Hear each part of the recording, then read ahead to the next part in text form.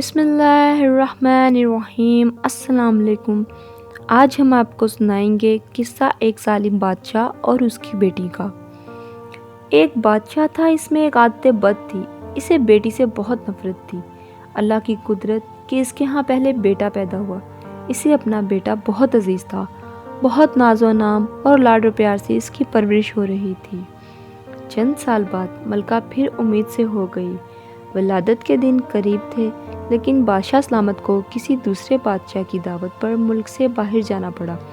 جانے سے پہلے بادشاہ نے ملکہ کو حکم دیا کہ میں کہیں باہر جا رہا ہوں، اگر میرے آنے سے پہلے ولادت ہوئی، لڑکا ہوا تو ٹھیک ہے، لیکن اگر لڑکی ہوئی تو اسے ہلاک کر دینا۔ بادشاہ یہ کہہ کر چلا گیا۔ چند ہفتے بعد اس کے ہاں لڑکی کی ولادت ہوئی۔ اولاد تو ماں کو سبھی ماؤں کو اولاد بہت پیاری ہوتی ہے۔ ملکہ رونے لگی کہ اے اللہ، اب میں کیا کروں؟ ولادت کے وقت ایک دائی موجود تھی جو ملکہ کی حالت زار دیکھ رہی تھی۔ اللہ نے اس کے دل میں رحم پیدا کیا۔ اس نے ملکہ سے کہا، اے ملکہ، آپ دل چھوٹا مت کیجیے، میں یہاں سے سب کے سامنے بچی کو ہلاک کرنے کے بہانے لے جاؤں گی، پر میں یہاں سے اسے اپنے گھر میں لے جا کر پال لوں گی۔ اگر آپ کسی طرح سے بچی کے لیے خرچ وغیرہ بھیجتی رہیں گی تو آپ کی بچی خوشحال اور آسودہ ہوگی، ورنہ مجھ غریب کو جو نصیب اسے بھی پالنے کی کوشش کروں گی۔ ملکہ نے کچھ سونا، چاندی، زیور وغیرہ بچی کے واسطے تھما دیے، بچی کو اس کے حوالے کیا۔ محل میں یہ بات پھیلائی گئی کہ دائی نے بچی کو لے جا کر ہلاک کر دیا ہے، جبکہ دائی نے شہزادی کو اپنے گھر لا کر پورے ناز و نام سے اس کی پرورش شروع کر دی تھی۔ جب بادشاہ اپنے سفر سے واپس آیا تو اسے یہی احوال سنایا گیا کہ آپ کے جانے کے بعد بچی کی ولادت ہوئی اور آپ کے حکم کے موجب اسے ہلاک کر دیا گیا۔ بادشاہ اپنی بدعادتی کے باعث یہ بات سن کر بہت خوش ہوا۔ دائی نے لوگوں کے سامنے شہزادی کو اپنی نوازی ظاہر کیا تھا۔ کبھی کبھار وہ بادشاہ سے چھپ چھپا کر شہزادی کو محل میں لاتی اور اس کو ملکہ سے ملوا دیتی۔ اس کی ممتا کو کچھ قرار مل جاتا اور وہ دائی کو سونا چاندی اپنی بیٹی کی نگہداشت کے واسطے دے دیا کرتی۔ چونکہ شہزادی کی پرورش اچھے طریقے سے ہو رہی تھی، اس لیے خوب قد کاٹ نکالا۔ خوبصورت تو تھی ہی، اس لیے جوان ہوتے ہی دنیا کے سامنے شہزادی نہ ہوتے ہوئے بھی شہزادیوں کی طرح دکھنے لگی۔ ایک دن بادشاہ کی سواری شہر سے گزر رہی تھی اور اسی وقت شہزادی اور دائی بھی اسی راستے سے گزر رہے تھے۔ بادشاہ کی نظر شہزادی پر پڑی، پوچھا، یہ کون ہے؟ وزیر نے کہا، یہ اس بیچاری عورت کی نواسی ہے۔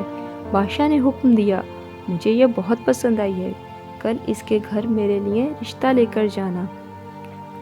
کیونکہ حقیقت تو کسی کو پتہ نہیں تھی، اس لیے دوسرے دن وزیر، وکیل وغیرہ دائی کے گھر بادشاہ کے لیے اس کی نواسی کا ہاتھ مانگنے چلے گئے۔ اب دائی کے اوسان خطا ہونے لگے کہ یا اللہ، اب میں کیا کروں؟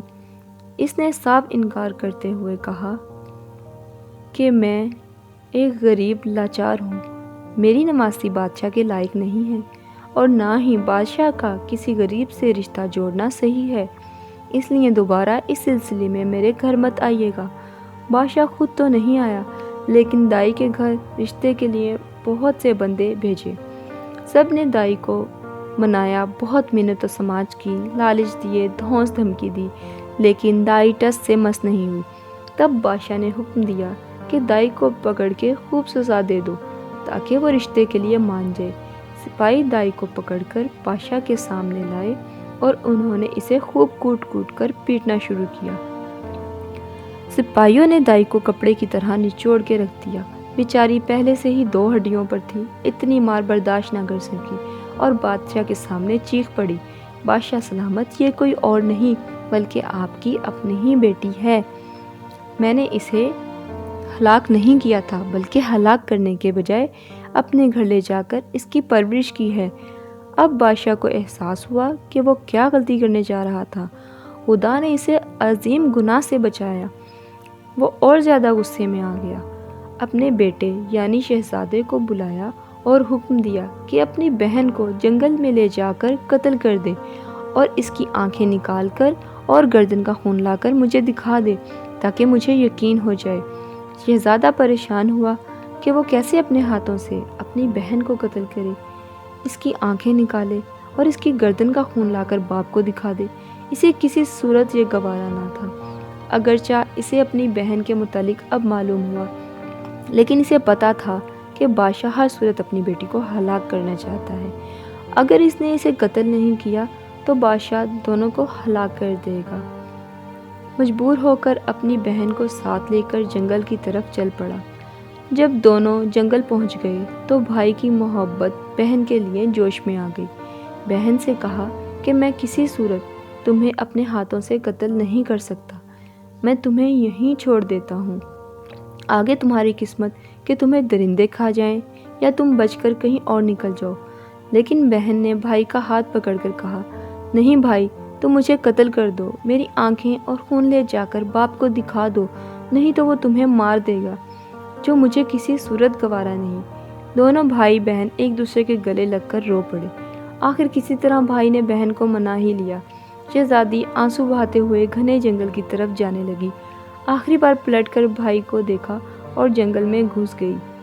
اس کے بعد شہزادے نے ادھر ادھر سے ڈھونڈ کر ایک ہرن کا شکار کیا، اس کے گردن کا خون نکالا اور آنکھیں نکال کر بادشاہ کو دکھا دی۔ بادشاہ نے آئینہ منگوایا، اس میں ان آنکھوں کو اور اپنی آنکھوں کو غور سے دیکھا۔ جب اس کو یقین ہو گیا کہ آنکھوں کا رنگ ایک ہی ہے، تب اسے تسلی ہوئی۔ ملکہ نے کسی طریقے سے شہزادے کو بلا کر اس سے بیٹی کے متعلق پوچھا۔ شہزادے نے ماں کے سامنے سارا احوال گوش گزار کر دیا۔ ملکہ نے منہ آسمان کی طرف کر کے ہاتھ اوپر اٹھائے اور بیٹی کے لیے دعا مانگی کہ اے اللہ، تو میری بیٹی کی حفاظت کر، اسے اپنے امان میں رکھ اور اسے کسی اچھی جگہ پار لگا۔ اب آگے شہزادی کا قصہ سنیے۔ شہزادی جنگل میں رہنے لگی اور بھوک مٹانے کے لیے جنگلی پھل پھول بوٹے کھا کر اپنا وقت گزارنے لگی۔ اس دوران بہت سا وقت گزر گیا۔ جھاڑیوں کانٹوں سے الجھ کر اس کے بوسیدہ کپڑے تار تار ہو گئے۔ آخرکار اس کے بدن پر کوئی کپڑا نہ رہا۔ ایک دن کسی اور ملک کا بادشاہ اپنے لاؤ لشکر کے ساتھ اسی جنگل کے راستے سے گزر رہا تھا۔ اتفاقاً بادشاہ اسی طرف جا نکلا جدھر شہزادی تھی۔ جب شہزادی کے کانوں میں کسی گھوڑے کے قدموں کی آہٹ پڑی تو جلدی جلدی کسی گھنے درخت پہ چڑھ گئی اور اس کے بڑے بڑے پتے توڑ کر اپنی ستر پوشی کر کے چھپ کر بیٹھ گئی۔ بادشاہ بھی آ کے اسی درخت کے نیچے ٹھہر گیا۔ درخت گھنا اور سایہ دار تھا۔ ایک طرف اپنے گھوڑے کو باندھا اور درخت کے سائے میں کپڑا بچھا کر تھوڑی دیر سستانے کی خاطر لیٹ گیا۔ چونکہ اس کا منہ آسمان کی طرف تھا اور وہ اپنے خیالوں میں گم تھا، اس کی نظر درخت کے گھنے پتوں میں پوشیدہ کسی ہیبت پر پڑی۔ وہ اچھل کر کھڑا ہو گیا اور بلند آواز سے کہنے لگا، اے اللہ کی مخلوق، تم کوئی پری ہو، فرشتہ ہو، جن ہو یا کوئی انسان ہو، جو بھی ہو اپنے آپ کو ظاہر کرو، میں تمہیں کوئی نقصان نہیں پہنچاؤں گا۔ شہزادی نے پکار کر کہا، اے مسافر، میں ایک لاچار لڑکی ہوں، میرے جسم پر کپڑے کے نام پر کچھ بھی نہیں ہے، اگر تم اپنے نیچے بچھی چادر کو میری طرف پھینک دو تاکہ میں اسے ڈھانپ کر نیچے اتروں اور تم سے بات چیت کروں۔ بادشاہ نے اپنے نیچے بچھے کپڑے کو اٹھایا، اس کا گولا سا بنا کر اس کی طرف پھینکا۔ شہزادی نے اس کپڑے سے اپنے جسم کو خوب اچھی طرح ڈھانپا اور کسی نہ کسی طریقے سے درخت سے اتر کر نیچے آ گئی۔ جب بادشاہ نے شہزادی کو دیکھا تو اس کے حواس گم ہو گئے۔ اس کے پورے ملک میں کوئی اتنی خوبصورت لڑکی نہیں تھی۔ پورے دل و جان سے شہزادی پر فریفتہ ہو گیا۔ جھٹ شہزادی سے کہا، میں ایک بادشاہ ہوں، اگر تم برا نہ مانو تو میں تم سے شادی کر کے تمہیں اپنی ملکہ بنانا چاہتا ہوں۔ شہزادی نے حامی بھری، وہ بھی ایک ایسا بندہ چاہتی تھی جو اسے عزت دے۔ بادشاہ خوشی خوشی شہزادی کو لے کر اپنے ملک روانہ ہو گیا۔ اپنے ملک پہنچتے ہی بادشاہ پہلے وزیر کے گھر جا پہنچا اور اس سے کہا، ایسا سمجھو کہ یہ تمہاری بیٹی ہے، میں کل رشتہ مانگنے آؤں گا اور شادی بیاہ رچا کر اپنی امانت یہاں سے اپنے محل لے جاؤں گا۔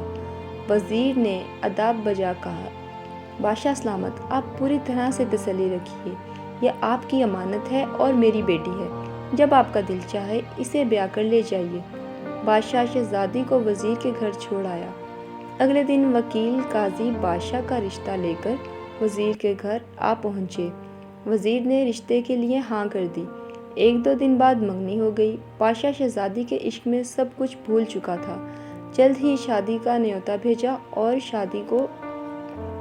شہزادی کو بیاہ کر اپنے محل میں لے آیا۔ بادشاہ اور شہزادی اپنے شادی سے بہت خوش تھے۔ اس دوران بادشاہ نے شہزادی سے اس کے متعلق کچھ نہیں پوچھا تھا۔ چند سال بعد اس کے ہاں بیٹے کی ولادت ہوئی۔ بادشاہ بہت خوش تھا۔ اس نے شہزادی سے، جو اب ملکہ بن گئی تھی، پوچھا، اب جب کہ اللہ نے ہم دونوں کو اولاد نرینہ سے نوازا ہے، تم اب ایک بیٹے کی ماں بن گئی ہو، اب مجھے بتاؤ کہ تم کون ہو، کس کی بیٹی ہو اور کس جگہ سے تمہارا تعلق ہے؟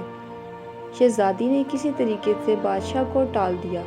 ماہ و سال گزرتے چلے گئے۔ بادشاہ کے ہاں دوسرے بیٹے کی ولادت ہوئی۔ بادشاہ نے دوبارہ شہزادی سے وہی سوال دہرایا۔ شہزادی نے پھر بادشاہ کو ٹال دیا۔ آخرکار ان کے ہاں جب تیسرے بیٹے کی ولادت ہوئی تو اس موقع پر بادشاہ نے شہزادی کی حقیقت معلوم کرنے کے لیے بہت دباؤ ڈالا۔ آخرکار شہزادی مان گئی اور بادشاہ کو حقیقت بتائی کہ وہ فلاں ملک کے بادشاہ کی بیٹی ہے۔ بادشاہ کو کس طرح بیٹیوں سے نفرت تھی، اس نے کس طرح مجھے مارنے کا حکم دیا اور دائی نے مجھے کس طرح بچا کر اپنے گھر میں میری پرورش کی۔ بادشاہ نے کس طرح مجھے دیکھا، پھر کس طرح اپنے بھائی کے حوالے کر کے قتل کرنے کا حکم دیا۔ میں اس طرح جنگل میں خوار زندگی گزارنے لگی۔ وہاں تم نے مجھے دیکھا، مجھے اپنے ساتھ لے کر آئے اور مجھ سے شادی کر لی۔